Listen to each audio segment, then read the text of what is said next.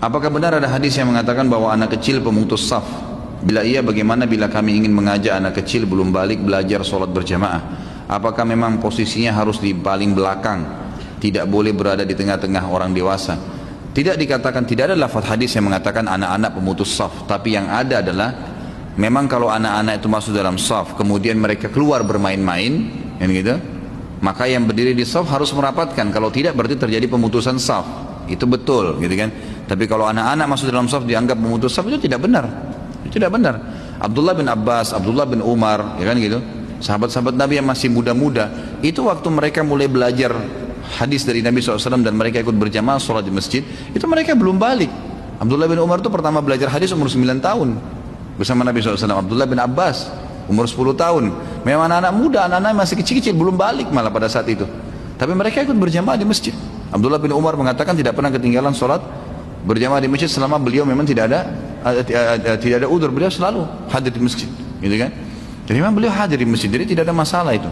Makanya saya sarankan ikhwah-ikhwah yang mau ajak anaknya untuk belajar mengajar mereka berjamaah, biasakan dulu kiat ini, jalankan ya. Biasakan yang poin pertama, anak kita ikut dulu sholat di rumah. Kita lagi sholat sunnah, ajak anak kita sholat di sebelah, gitu kan? Biarin dia terbiasa dulu dengan gerakan-gerakannya. Jadi dia mengenal, berdirikan di sebelah kita supaya dia mengenal saf, gitu kan? Rangkul pada saat selesai sholat kalau dia masih lari-lari. Bahasakan walaupun dia belum bisa ngomong. Saya berapa kali terapin ke anak-anak saya. Jangan dianggap anak kena belum bisa ngomong berarti dia tidak paham, enggak. Ya, coba ngomong. Ya, walaupun belum mengerti, anak-anak saya banyak yang dari kecil masih mungkin belum setahun saya ajak ngomong kadang-kadang. Ya, saya ajak ngomong ya dengan kalimat-kalimat yang saya harapkan supaya jadi baik. Insya Allah jadi anak solihah ya nak. Insya Allah jadi anak soleh ya. Dinasihatin, di ngomongin. Kalau saya lagi sholat di sebelah saya, sering anak saya laki-laki ikut.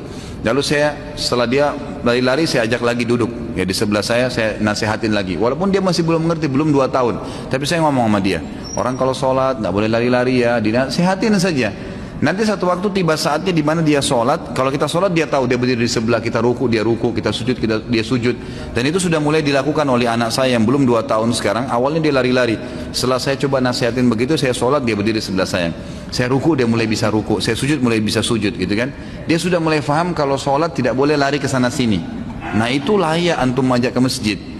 Jangan belum tahu sholat antum ajak, nanti kacamatanya orang diambil, nanti dia lari-lari di saf, kan gitu, jadi masalah. Lebih baik jangan, gitu kan? Jadi jangan sampai niat baik itu malah terganggu karena kita belum menerapkan kiat-kiatnya. Jadi pertama, didik dulu dia dengan masalah sholat, gitu kan? Biasakan anda sholat berjamaah dengan dia. Sambil yang kedua dinasehatin, diingatkan, ngomong saja. Ya, insya Allah akan Allah sampaikan ke dia.